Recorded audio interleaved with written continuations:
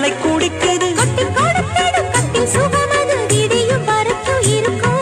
கட்டி பிடித்த கை விட்டு பிரிந்ததும் அடுத்த இரவின் வரவை நினைக்கும்.